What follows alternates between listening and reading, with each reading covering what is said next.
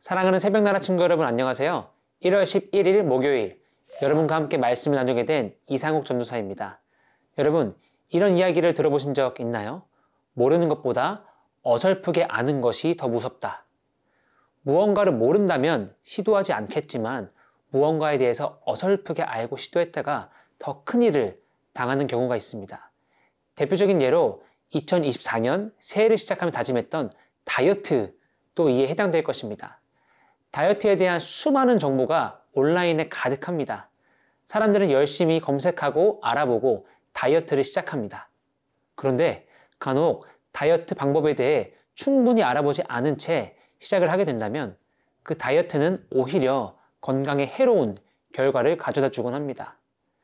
그래서 우리는 무언가를 시작하기 전 그것이 무엇인지에 대해서 충분히 알아야 합니다.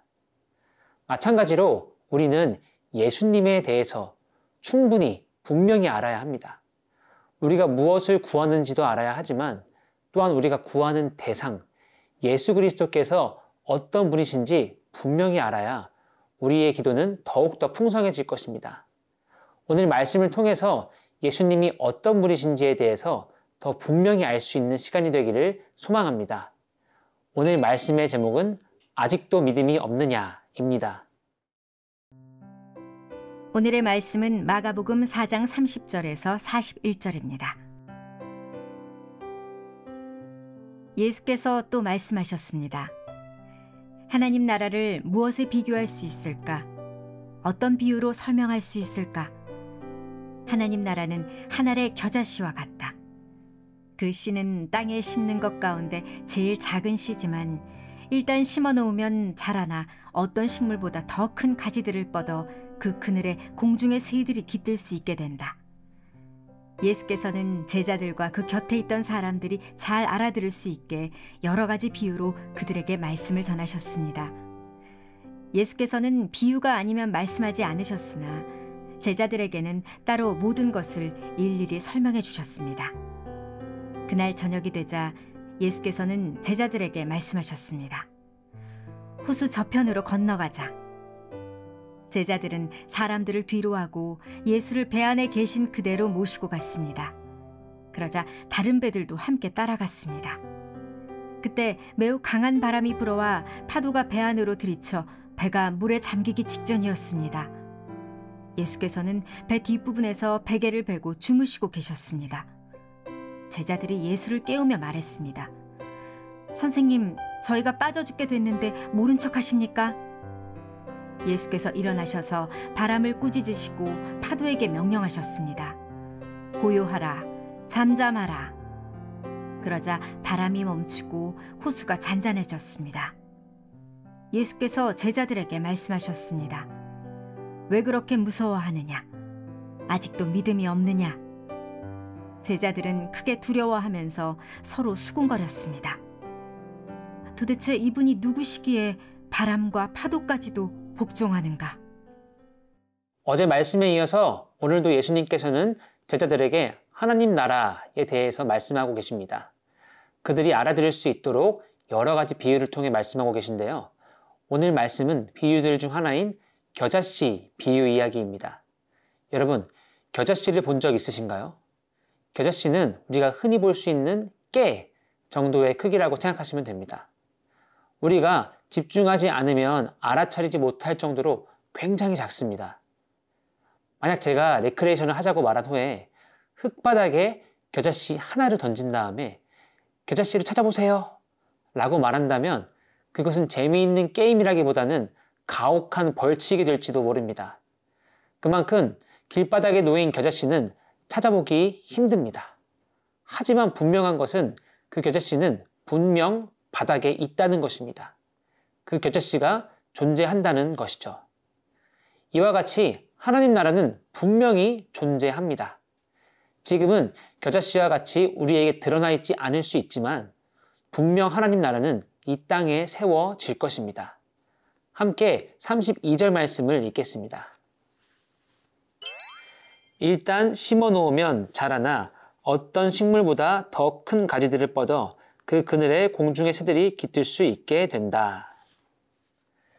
겨자씨는 계속 보이지 않은 채로 머물지 않을 것입니다. 말씀과 같이 씨앗이 자라나 나무가 되며 큰 가지들을 뻗을 것입니다. 더 이상 알아차리기 어려운 상태가 아니라 모두에게 드러나고 증거될 것입니다. 그런데 문제는 우리는 겨자씨의 존재를 무시한 채 살아간다는 것입니다. 지금 당장 눈앞에 보이는 것들만 쫓아가는 그런 삶을 살아가고 있다는 것입니다. 혹은 겨자씨의 존재를 안다고 고백하면서도 그 존재를 잊은 채 살아가는 우리들의 모습을 어렵지 않게 찾아볼 수 있습니다. 사랑하는 새벽나라 친구 여러분, 겨자씨가 마침내 한 그루의 나무가 되는 것처럼 하나님의 나라가 이 땅에 올 것이라고 믿고 계신가요?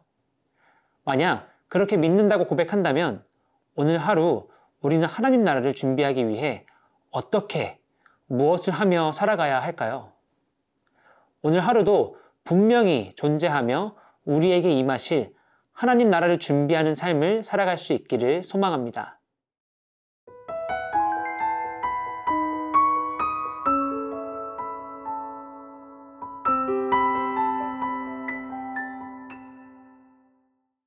예수님과 제자들은 배를 타고 다음 목적지로 이동합니다. 그런데 그때 그들의 목숨을 위협하는 일이 일어납니다. 강한 바람이 불어서 물이 배 안으로 들이치고 배가 전복될 위기에 놓인 것입니다. 그런데 그때 예수님께서는 무엇을 하고 계셨을까요? 38절 말씀을 함께 읽겠습니다. 예수께서는 배 뒷부분에서 베개를 베고 주무시고 계셨습니다. 제자들이 예수를 깨우며 말했습니다. 선생님, 저희가 빠져 죽게 됐는데 모른 척 하십니까? 예수님께서는 주무시고 계셨습니다. 만약 제가 폭풍과 거센 파도 가운데 있는 배를 타본 적은 없지만 과연 제가 잠을 잘 수 있었을까요? 아마도 아니지 않았을까 싶습니다. 아마 제자들의 마음도 비슷하지 않았을까 합니다. 어떻게 이 상황에 잠을 잘 수 있을까? 그러면서 그들은 선생님, 저희가 빠져 죽겠는데 모른 척 하십니까? 다급한 제자들의 음성을 생각해 봤습니다. 아마 목청이 터져라 예수님을 향해 부르짖지 않았을까 싶습니다.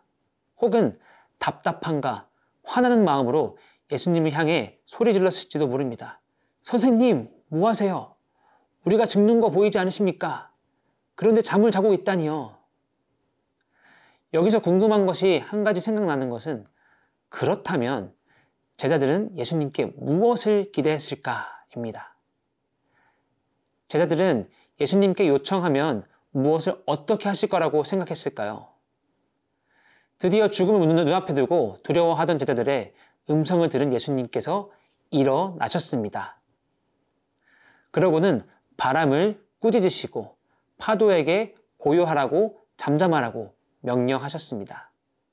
그러자 바람과 파도는 예수님의 말씀에 순종했습니다. 그렇다면 예수님의 이 모습은 제자들이 예상했던 모습이었을까요? 아마 아니었을 것입니다. 제자들은 예수님의 모습을 보고 크게 두려워했다라고 합니다. 그리고 도대체 이분이 누구시기에 바람과 파도까지 복종하는가? 라고 말하며 놀라워합니다.